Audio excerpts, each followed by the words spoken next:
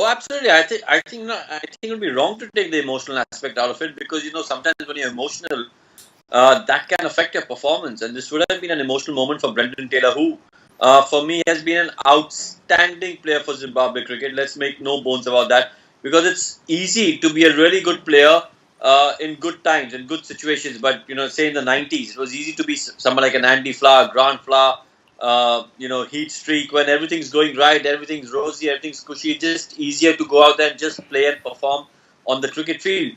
Zimbabwe cricket has been in turmoil since a while now, and from there for Brendan Taylor to perform around the world the way he has just goes to show what a world class player he's been for Zimbabwe and what a fantastic servant he's been for Zimbabwe cricket. So everyone should really doff their hat off to him. It would have been an emotional moment for him, but the way he signed off two consecutive hundreds in his last two ODIs for Zimbabwe, fantastic achievement. And I can only wish Brendan Taylor all the very best for the future. He deserves it. Oh, absolutely, and it was needed. Pressure runs again, like you said, didn't come in a easy game. It was a pressure game. Chips were down, backs to the wall, and both Suresh Raina and MS Dhoni getting crucial runs. For India.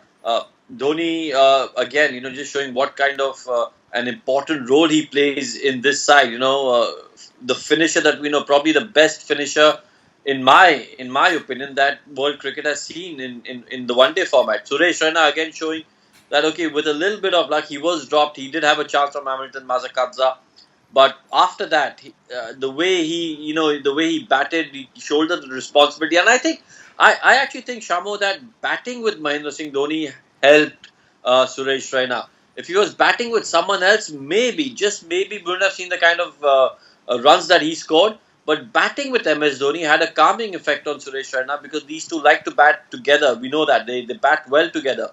They complement each other, and that helped Suresh Raina and really much needed. And the only thing the Indian team could have asked for from this match was for Rohit Sharma to get runs.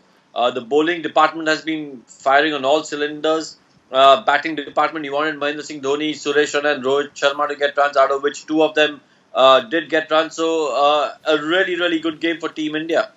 I wouldn't be too worried about the situation simply because Rohit Sharma is that kind of player. He's an inconsistent match winner because when he gets going, he's a match winner. Fortunately, this is a team game, and in a team game, if you're not performing well, your teammates shoulder the responsibility of making sure the team goes through and does well. That's exactly what's happened with Rohit Sharma. He hasn't really performed to the best of his abilities, but the team has enough faith in him that he's the sort of guy, if he gets going, will win you the game. And they'll be hoping that it's in the quarterfinals, semifinals, or finals if the Indian team reaches the semifinals or the finals. So they'll be hoping that that big performance that one expects from Rohit Sharma is round the corner. But having said that, again, I wouldn't be too worried. And you're right. I mean, you're not going to tinker with the team now. The 11. You're not going to tinker with the final 11 now. You're going to go with the settled winning combination. And I don't see any changes in the 11 in the knockout stage as well. Oh, absolutely. I mean, look, this Indian team is very hungry. There's no doubt about that. They know, they're playing like champions. They're playing like defending champions. 6 victories on the trot. Bowling department has been outstanding in terms of the fact that all 6 teams have been dismissed. No team has managed to play out the full quota of overs. All teams have been dismissed. They've chased down targets. They've been pushed into a corner by a couple of teams. They've come out of that against the big teams. A team like Pakistan, a team like South Africa, they've played emphatic cricket, beaten them very handsomely.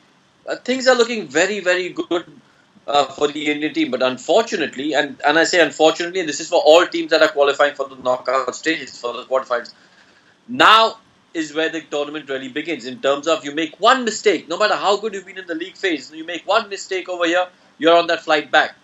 So this is where everyone needs to be on the top of the game, bring the A game to the table. And if the Indian team continues playing the way they have in the league phase, it'll be a very hard team to stop because they've got momentum with them, they've got their players in form. The bowling department, the much maligned bowling department, is doing really, really well. And like you said, Chamo, MS Dhoni and Suresh Raina, two crucial cogs in the batting wheel, have come good in this last league game with crucial pressure runs. So their confidence will be high. So it's not going to be an easy task stopping this Indian team now.